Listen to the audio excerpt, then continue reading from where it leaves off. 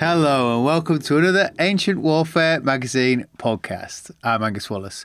In this episode, we'll be looking at Volume 12, Issue 4, The Power of Poseidon, the Successors Take to the Sea. Joining me are regulars Jasper Oorthuys, McCaffery, Marc DeSantis and Murray Dahm. So, Jasper, naval warfare is very much your bag.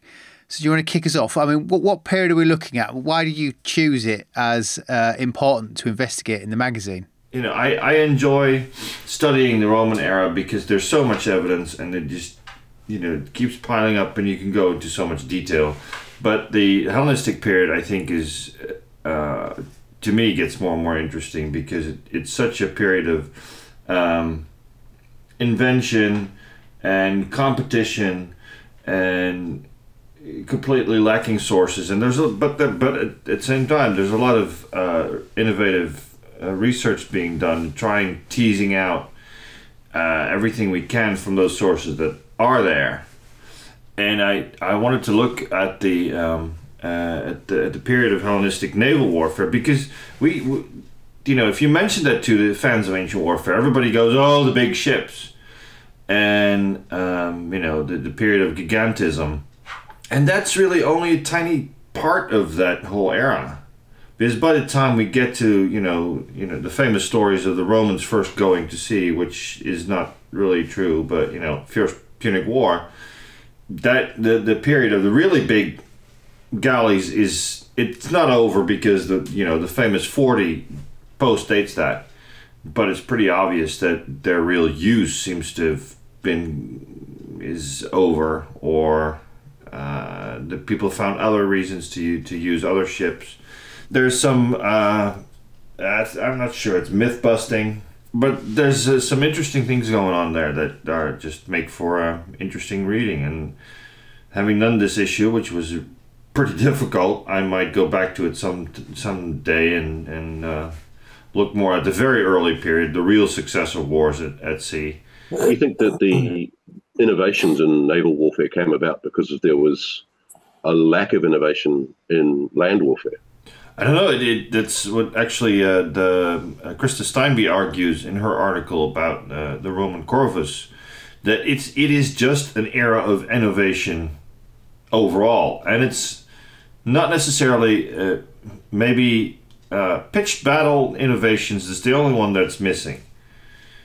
Because we've noticed that before, I think, that, everybody keeps fighting in the same way that Alexander the Great does, except the phalanxes get sort of more lumbering and the emphasis on the heavy cavalry gets greater, but the units get smaller. And you get elephants, and that's about it. But when it comes to siege warfare, naval warfare is certainly the naval warfare in the beginning of the era, when the ships get bigger and bigger, is very much related to siege warfare because we're besieging ports. That's where a lot of innovation is going on. People are just inventing all kinds of stuff to defend cities and to attack cities and to make it easier to get into harbors and to make it harder for the enemy to get into your harbor and all that stuff. Do you think, I wondered reading through the magazine, bigger seems to be better. It seems to be a mantra that reoccurs, and there's a sort of an obsession with this gigantism. But I wondered if size had more to do with prestige, perhaps, than military practicality. There may very, very well have been an aspect of prestige that is weapons, especially expensive weapons, do have a prestige element in them.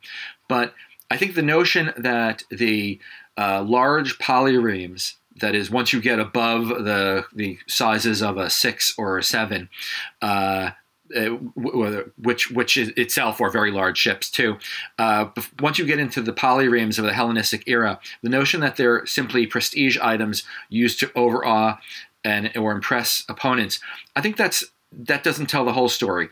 These were ships that had real added advantages in naval battles. That is, their extra size made them very hard to board. It gave them greater mass. There's a tend towards frontal ramming, prow-to-prow ramming, and a larger ship would have that advantage. It was a daunting task, perhaps even impossible many times, for a smaller ship, the Marines on a smaller ship, to board a larger ship. There are several examples of that in the sources, which shows that a larger ship had advantage in boarding actions. But also, these larger vessels were used especially in siege warfare, in the attempts to take and or defend port cities, which had themselves extensive defenses. So a large ship could mount heavy artillery. It could also ram and survive in naval combat with an equally large vessel. And I believe it was in that need to take and or defend port cities that these large polyremes, 10s, 11s, 12s, what have you, came into their own, and they were used by various navies in that in their various siege activities. But prestige, it does play a big role. I think that prestige is an element, like with any first-rate ship of the line of the 18th and 19th centuries. There was a prestige aspect there, but they were especially useful in combat because of their size and gunpowder. And I think that the same thing would have been existed in the third What's century important BC. to remember is that competition and outdoing each other in every possible way is very much part of the competition of the successor generals. So having the bigger ship is part of that. One. Two, I think we should remember that it seems from the data we have that there were never very many of these larger ships. It was always, the mass of the fleets were still the quinquiremes, the fives, the fours, the fives, and the sixes, and then there were a couple maybe of the bigger ones. And once you get above 10, there's no evidence that anything bigger than a 10 was ever in battle. Just explain the numbers, because you keep mentioning it. I'm sure some people are unsure what you're talking about. It's somewhat complicated to explain without any pictures. We'll try. But it basically it refers to the number of rowers. So if we divide the ship in port and starboard, you're looking at one side of the ship, and you're looking at one vertical file of rowers. So, a monoreme it means you have one rower in one file on one oar. A bireme, two rowers, two oarsmen on one side, probably stacked above each other. A trireme, the famous Lake Defend Olympias, has got three rowers sitting staggered above each other on one side of the ship. There's been an enormous amount of research done about what happens when you go over and above a trireme. If you look at some 19th century reconstruction pictures and you see a 10 reconstructed, you have 10 rowers sitting above each other, and the ship gets enormously high and those oars get enormously long. So the modern, more recent interpretations are that as soon as you go above 3, you get different combinations of oarsmen on one oar. So a 4 is probably 2 oarsmen on 2 oars staggered above each other. A 5 is probably 1 oar with 2 rowers and 1 with 3, or 1-2-2 or 2-1-1, 2-2-1. 6 is 2-2-2. I keep going. As soon as you get over 10, it becomes very awkward. Essentially, it's the same as football analysis. Whether it's a 4-4-2 or a 3-3-1 or. Sorry, Mary, you were going to ask a question before. I was going to ask whether the idea about one of the problems with it is that whole idea of reconstruction. That we can't envisage a ship with 10 rowers or 10 banks of rowers in the old-fashioned way of. No, the fun part is that these ships, being prestige items, these ships get depicted in reliefs, and they get depicted on in wall paintings or graffiti, on coins a lot, but usually it's only the prow. And and they get talked about in literature. The problem is that almost never are they so nice to say, this picture you see here is an X. As far as I know, there's a graffiti from, I think, Pompeii, where it says that this is a warship of the type 4. But it's graffiti and it's kind of sloppy, so it's like... So there's a lot of analysis where people try to connect, like, okay, so this stern we see in this relief looks like it probably would fit the type of ship of X, and this is a Y. And then there's measurements are a problem, but we have basic measurements, for instance, from the remains of ship sheds, of which we sometimes know, okay, that these would fit a 3 or 4 or 5 or 6. So then you know at least, so this ship is this long and the ship is this wide.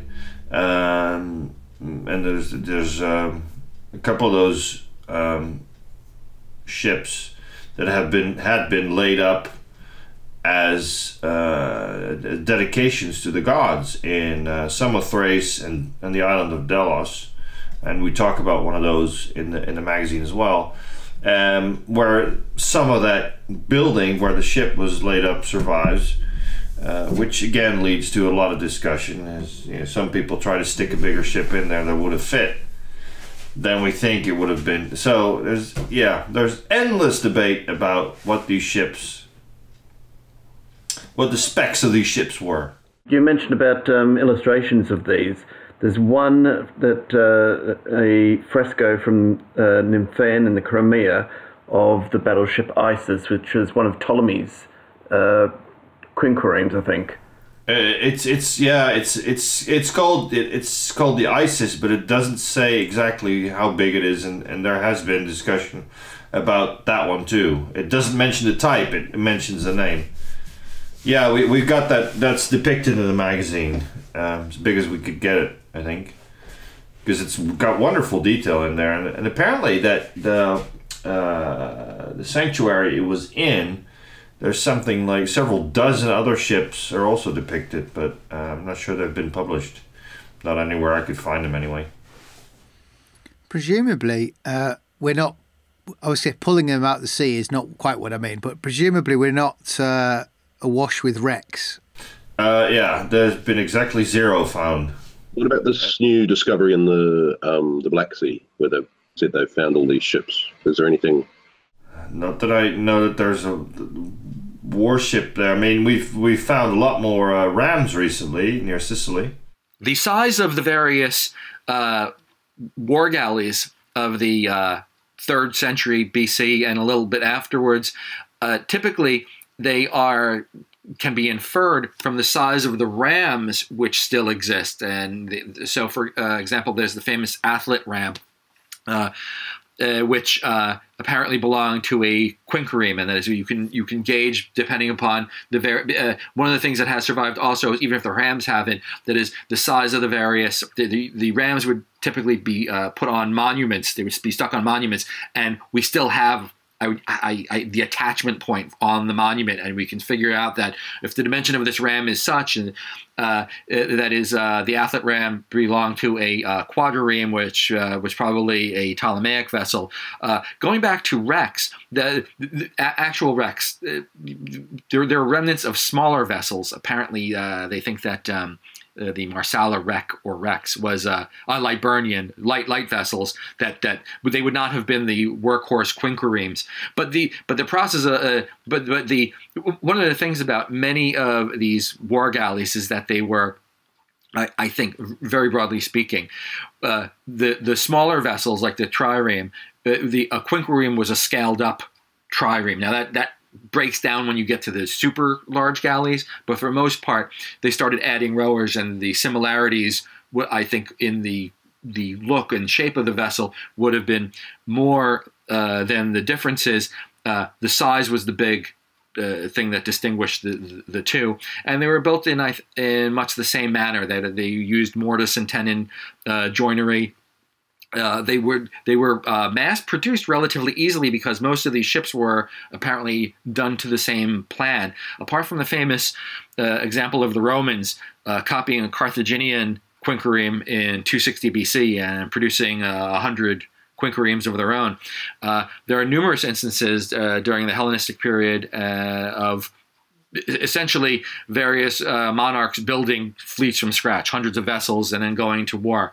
And most of that mass production, to borrow a modern term, was done because I think that they were essentially using the same plan for each ship.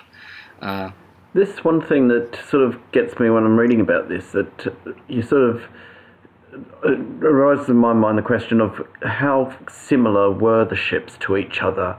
You read examples like, I think there's one of Demetrius sort of feigning sailing past Athens and then turning in at the last moment, and them saying this sort of the posturing of, well, was he sort of masquerading as another fleet sailing past and then at the last moment goes on the attack? Is it that likely that these people are going to recognise whose ships are whose, or are they very much just your basic kit model that's going out to every army in the Hellenistic era?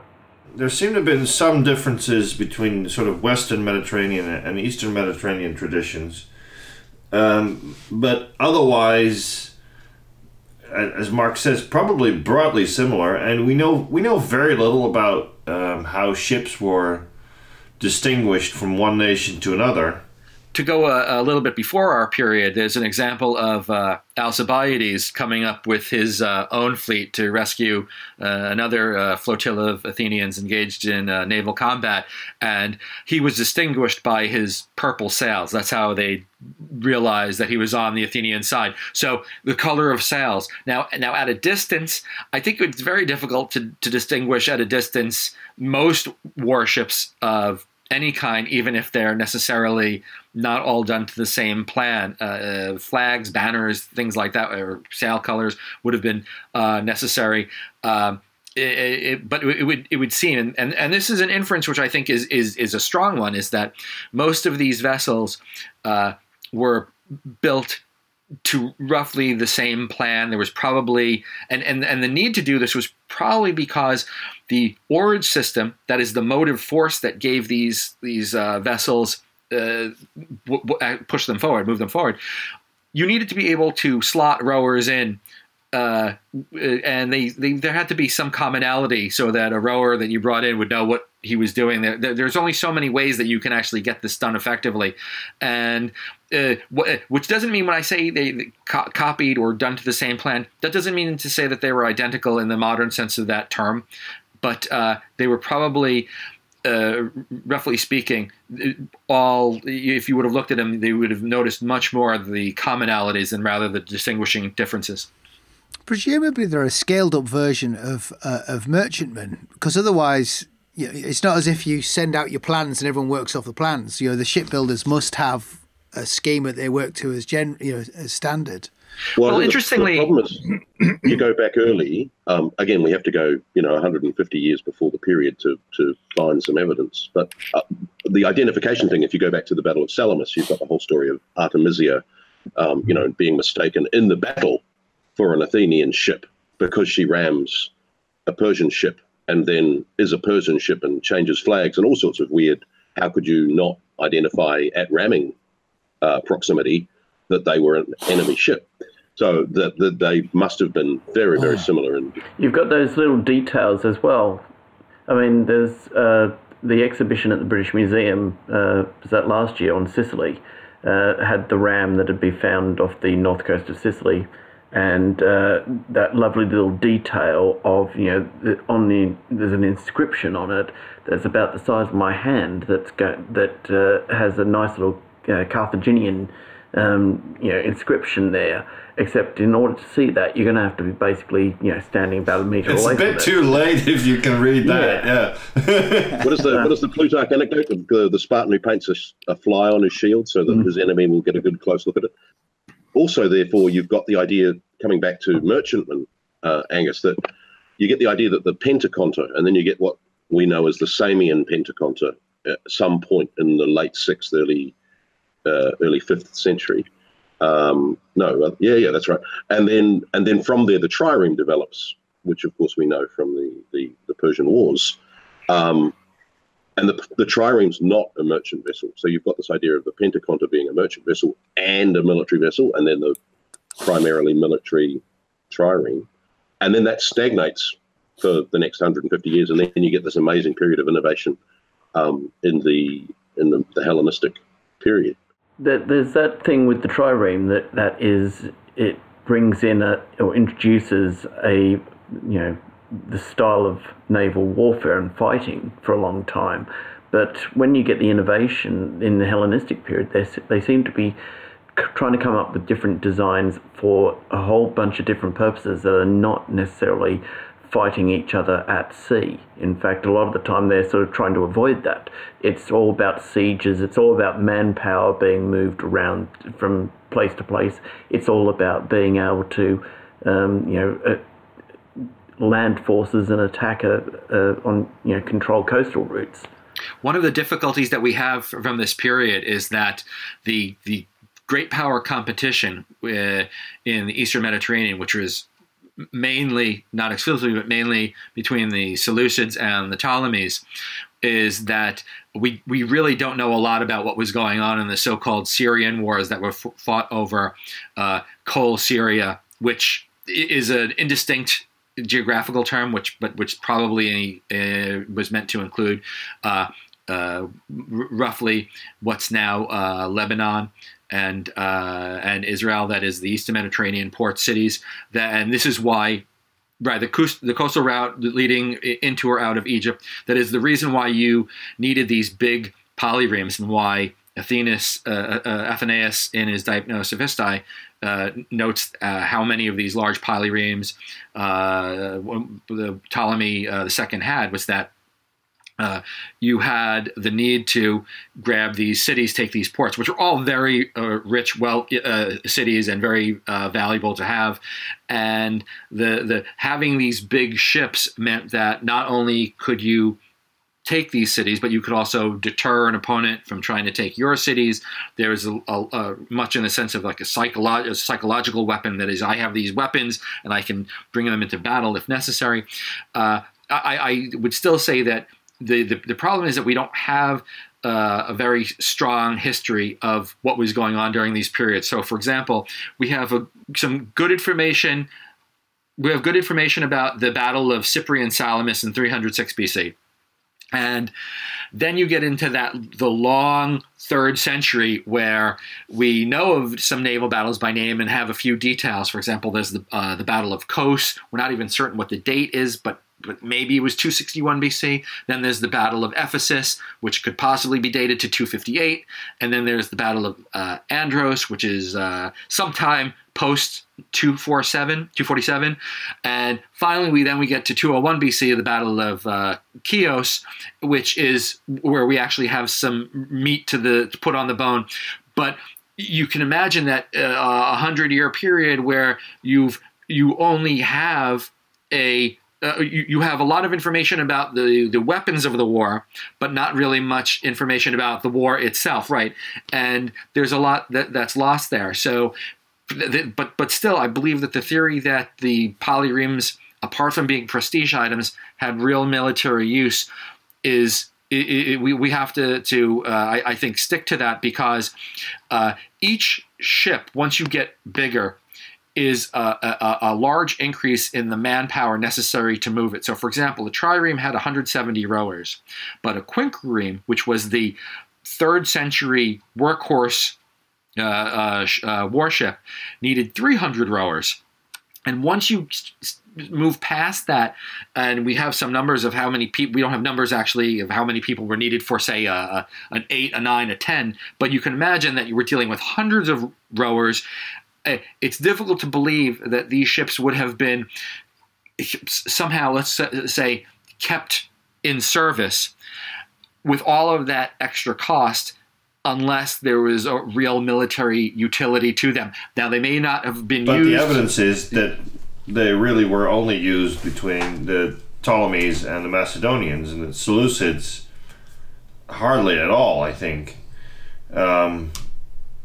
So it could be that as soon as that period of competition and those wars end, they stop being built. That could very well have been the case. Interestingly, if we compare the Romans and the Carthaginians, there's the Romans and Carthaginians. Their workhorse was the quinquereme.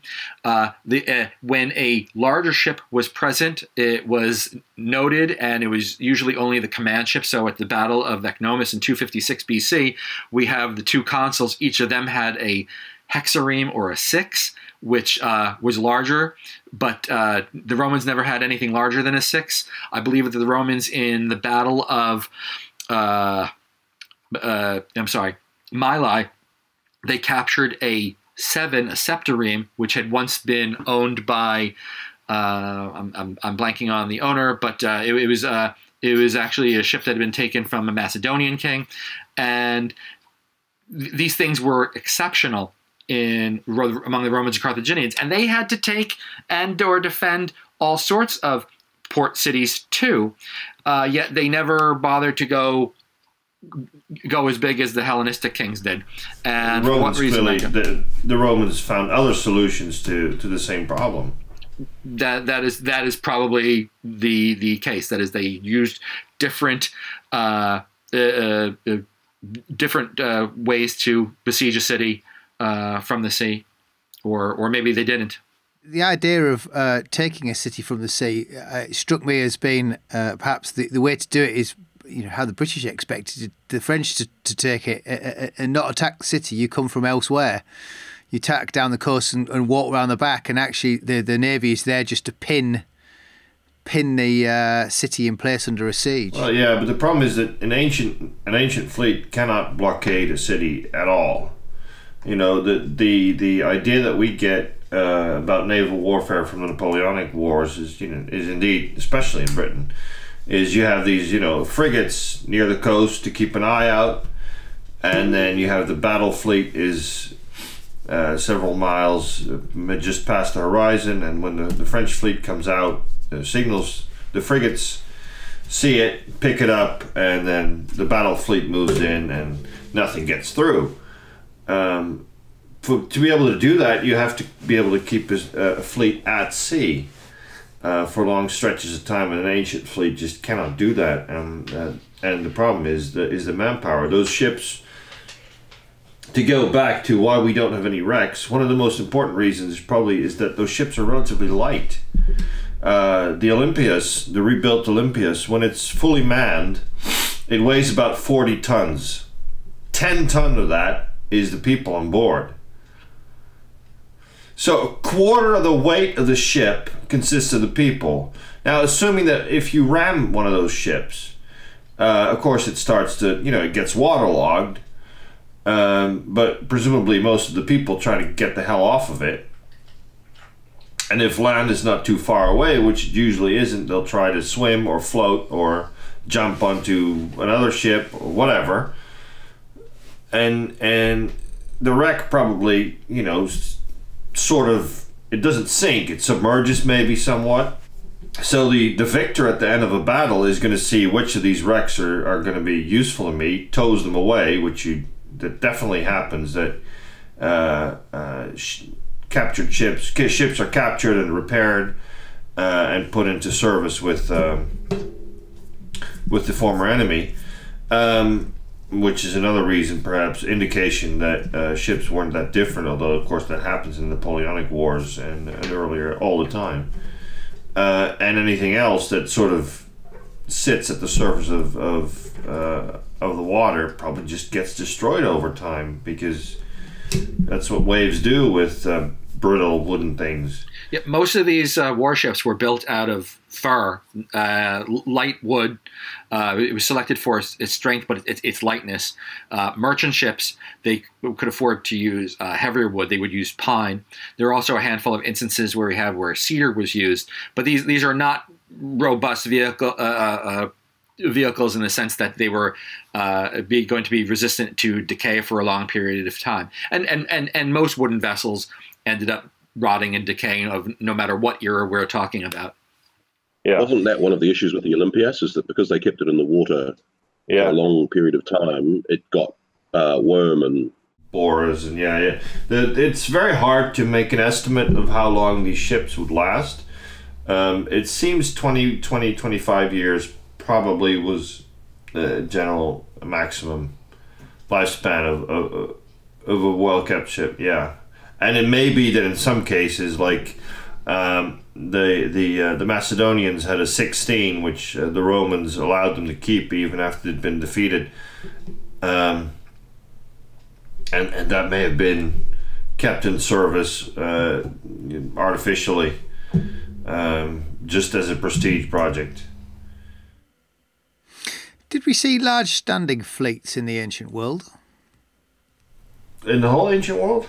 Well, in the period that we're looking at. Were they standing fleets, or is it war in slow motion as fleets have to be built? I think it's difficult to say, but I would go more with the latter. That is, most of these fleets, I don't think that you would need thousands of rowers as crewmen, which would have been very costly to keep them there in being for a very long time. Also, there are so many instances of various Hellenistic kings building up large fleets when war comes, that the idea must be is that they probably had, while they had ships in various ports and places, when you wanted to build a large fleet, you built it mainly from scratch for the war, and then you hired your rowers, and it was done several times, it would seem. Antigonus did it. It was also done by Antiochus the Great when he was fighting the Romans.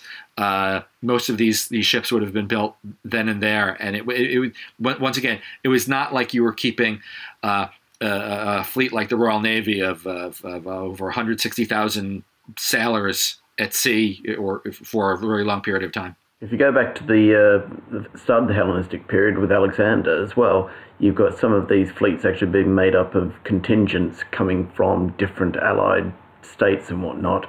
So you get, for example, Alexander famously, disbanding his fleet when he's moving around towards the Phoenicians and deciding he can't actually match the Persian, or at least this the one theory, that he can't match the Persian fleet. So therefore, why not just take their land base away from them and disband his own and save the money?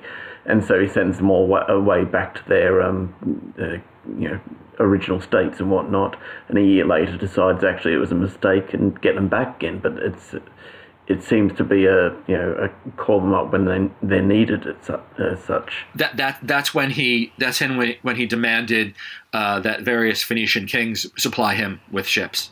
But he also had 30 from Athens as well at that stage. You wonder if there's like fleet farming where they basically say, I'm going to pay you 4 talents, you're going to give me this many ships. How much you pay your rowers is up to you. Oh yeah, that's there's indications of naval installations. Athens has the famous boat houses, and they get expanded in the Hellenistic period, and that goes for various other cities. So, it fits exactly with what Marc says. All these cities maintain fleets, and when there's a need to build more, that's often those cities that still have the expertise, because that's of course the thing you have to keep up, that build more ships. And that's one indication of at least some fleets in being. And the other, there's some the evidence for Ptolemy II's fleet. It's literary evidence though, and only 500 years later. 400 or 500 years later, and that's of course in the period that he's constantly at war with Macedon. But after that, the expense, as far as we can, it's slightly better than guesstimate, but the expense must have been horrendous. So I'm sure they would get rid of those ships or at least the crews, as soon as they could. It's a big thing for some of the smaller states. I mean, I shouldn't class Athens as a small state being dragged into this, but for Athens, when Demetrius takes control and comes in and says, right, I'm going to get you to build a bunch of my ships for me, that would have been a great thing for the local economy there, in terms of the shipyards being reopened at the time, having been closed by the Macedonians, and who was previously saying, no, you're going to restrict the number of ships you've got and whatnot. It's going to be seen as a boon for anybody, any of these naval-minded communities. And also taking advantage of skills they had in spades, like Athens in the late, in the Peloponnesian War. You've got Athenians who know how to row. They might not always row, but when rowers are required, they know what to do. And I think those communities that have fleets, they've got manpower available that have other jobs, just like, non-professional armies. They've got other things they can do, but when rowing's required, they can supplement their income with some rowing for a campaign season or whatever like that. Should we have a question for one of our Patreons? Abraham asks, how active were pirates and how did the Hellenistic powers respond to them? What do we define as pirates at this stage? Because that could be any of states, like, there's accusations that early Roman fleets could actually be seen as piratical. Those are active in the Adriatic as well, in terms of the, I can't think of the name of the ships, that they are starting out as just piratical fleets that are, when they're not in warfare service, they're making a bit of business for themselves. Presumably, due to the cost of the shipping, there must be a relatively state-organised thing. Well, you've got Seleucus, who's given ships by Ptolemy, and basically, as well as sort of posturing, Seleucus.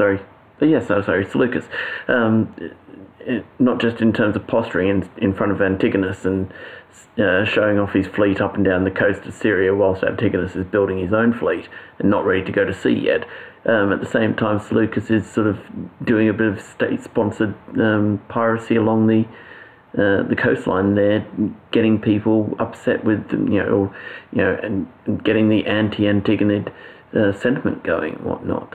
Yeah, and I mean, when do the Cilician and the Rhodian pirates, they're at their height by the 1st century BC, so they must be building up fleets and reputations much earlier. The Rhodians are supposed to have been great pirate hunters and trying to keep it under control. It's just a sort of a fact of life that when, certainly in the Mediterranean, it seems in the ancient world, when the state control breaks down, local people who can't make a living safely on land and live on the seashore, they either keep fishing or they slightly convert their fishing ships and start raiding their neighbors. And that's common enough, and it certainly gets bad in the 1st century BC, and it's usually said because Rome pretty much takes out, for a while Rhodes is supposed to keep that under control, and then Rhodes is not able to do that anymore, and therefore piracy starts to spike. So there's lots of it, but it's lots of inference. There's an article about the Illyrians, who are known to be, or for a while were a particular thorn in Rome's side across the Adriatic, but it's as Marc said, it's hard to determine whether you're talking about people who set out to be pirates or just sort of as Vikings have also depicted. Are they coming to trade, or are they just going, we don't have to pay for this stuff, I think we can get away with it? I mean, I think the thing is that piracy is constant because, we have pirates and we have stories of pirates capturing Caesar, others, even in periods where piracy was supposed to have been stamped out. So I think piracy is a constant for anyone who plies their trade on the sea. Piracy is always an option if they want to. And again, I think we only find out about it when they're stamped out or problematic. I'm going to defeat the pirates. It's like, oh, pirates? We had pirates? From our perspective, whereas to the ancient world, the pirates would have been sort of a constant companion, but they don't appear in our sources until someone gets a command to stamp them out or something like that. It's also a very fine line between what's piracy and, Ptolemy II sending off fleets to sort of investigate what's happening in the Western Mediterranean or what's happening up in the Black Sea. It gets labelled as exploration, but at the same time you're sort of thinking, your heavy-handed tactics might be just seen as piracy and thuggish activity at the same time. So I guess it's whose perspective are you looking at it from. Shall we move on? We've mentioned the Romans, and they tend to get the nose in, yeah. Well, there's the There's the article by Dennis Pricolo. Pricolo. I'm not sure. Reading that, it struck me that Rome seemed relatively relaxed about naval power. That might not be the way, but what I mean is they were happy to match fleet sizes, and rather than enter sort of a technological arms race. Why do we think that is? It may have been simply money. And Rome had found out in the First Punic War that they didn't have to necessarily build really big ships, but that their boarding bridge could fix the problem just as well. One. Two, something we haven't mentioned yet, but I think it is mentioned in the issue. Those really big ships were very powerful by themselves, but it was almost like a modern carrier battle group. You don't send when President Trump sends a carrier somewhere to intimidate somebody, it doesn't go out alone, because if a carrier goes out alone, it's very vulnerable to people who can sneak up or gang up on it.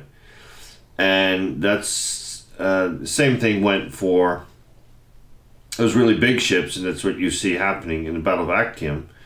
A large galley can be very powerful when it's in a constrained circumstance of like a port, and you have to ram it ram to ram up front. But if you get a couple of smaller ships that can dash in and out and tear up the oars or ram it and board it and from various directions, they're in trouble.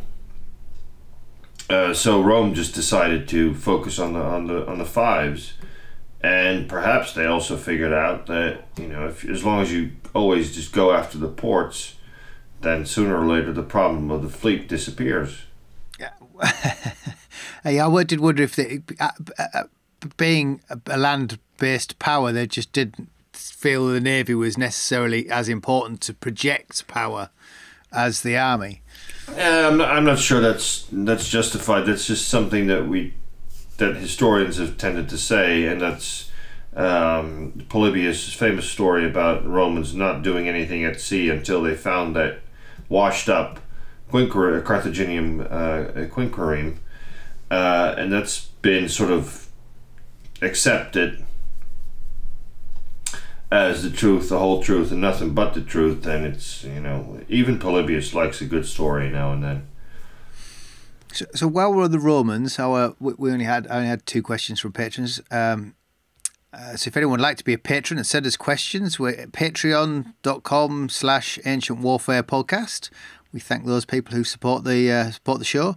Brian asks, before the Punic War, what was the naval restriction the Carthage and Romans agreed, if any existed? It goes back to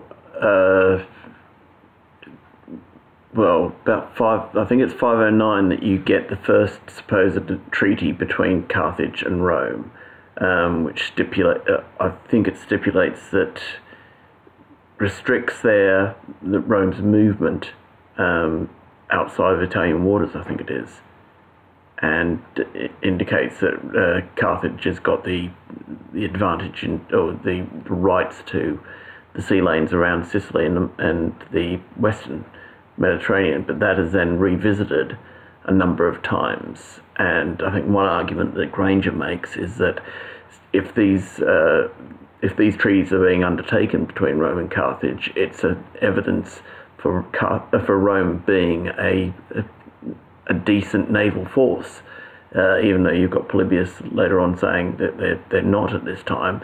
But if there's a treaty going on, then they've got something to threaten with. supposedly. By about 311, you've got Rome having two naval fleets as such, or squadrons of 10, with annual officials being allocated to those fleets.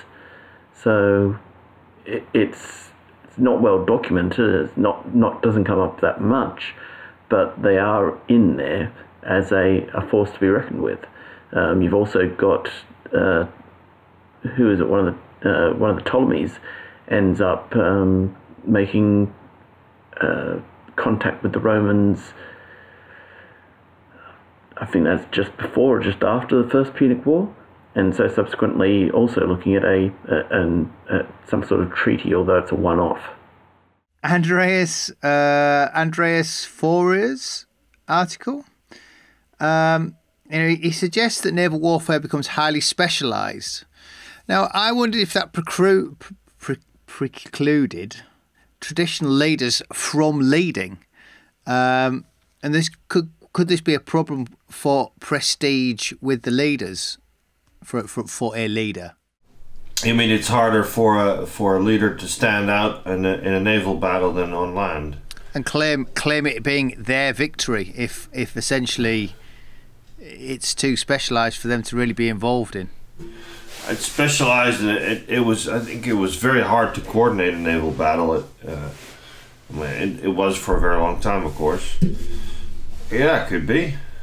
I wondered why the admirals, not the famous people who are taking over countries. It's always generals. Of course, well, in the ancient world, those people switch from one to the other all the time. That's not the problem. And admirals that screw up certainly are known. It's a Claudius, isn't it? Who messes up. Claudius Pulcher? Yeah. Who just before a naval battle, he has his Drepana, right? Yeah, the sacred chickens don't want to eat their food on board ship, and then he throws them overboard and saying something like, if they don't want to eat, then go ahead and they should drink. And of course, then he loses the battle. Right. The specialization of the admiral at sea as being distinct from a general at sea, that is a much more recent innovation. That is well into the 17th century. A general would simply command ships and fight a naval battle. The 18th century especially is where you see admirals coming into their own as distinct senior military officers who command ships, and they're the only ones who are commanding ships. In ancient times, the consuls would command ships at sea, the Roman consuls. Hannibal, after his career fighting the Romans during the Second Punic War, took service with Antiochus the Great, and in 190 BC commanded Antiochus's fleet at the Battle of Cidae, and lost that battle, by the way. So generals were commanding these ships all the time. Ships were very difficult to command effectively in the aggregate. I think that most, if you were going to call it a naval battle, most of the time they all devolved into little ship-on-ship encounters where the captain of the ship, the actual the commander of the individual warship, was much more important than what the overall admiral or commander of the fleet was doing. That being said, that didn't mean that you couldn't have one admiral better than the other, but it would. I don't know if necessarily specialization is the issue in the ancient world. I think that what was going on is that these were still in the ancient world. Decision had to be made on the land. That's where people live. That's where your cities are. And almost always naval battles were or fleets were adjuncts to whatever was happening on the land, which is why so many times we see fleets used in sieges and things like that. They're always around some sort of city because that's where fleets would end up, and they might get bottled up and they would be attacked there. So my assumption was that the specialisation, as the article sort of suggests, was down to it being, the seaman can read the sea and the weather and understand how the boat manoeuvres, and you get some landlubber on board and giving commands, and they're all going, but it's about to rain and the waves are 15 foot high, we can't row through them in that direction. And I'm quite surprised that doesn't all come into play for a commander. Well, interestingly enough, Polybius has a very long section in his history of the First Punic War in which he chides the Romans for fighting at sea as if they were fighting on land. That is, he says that they're very bold on land, but they don't realize that at sea you have to take into account things like the weather, the time of the year, things like that. And that's why he says they went and sailed around Sicily during the storm season, and they lost 2 fleets to storms in the 250s, I want to say, BC. And in fact, the Romans lost more of their warships to storms than they did to enemy Carthaginian naval action in the First Punic War. And these losses, if they were full of rowers and maybe marines, would have been canaille-like in their costliness in terms of lives, which is tens of thousands of men. No, Xerxes also lost more ships to storms than he did at the Battle of Salamis. So there we go. Let's leave it there. Don't forget, if you are at a loose end over the festive season, you can pick up your copy of the magazine at ancient-warfare.com. And if you'd like to watch us live, why not become a patron of the podcast? We stream the recording as we do it, and I do try to throw in questions our patrons ask as we go along, though I can't promise I can get them all in. So to find out more, have a look at patreon.com/Ancient Warfare Podcast. Well, that's it for 2018. Thank you, Jasper, Marc, and Murray. And loyal listener, thank you for listening. And we wish you all a very Merry Christmas and a Happy New Year.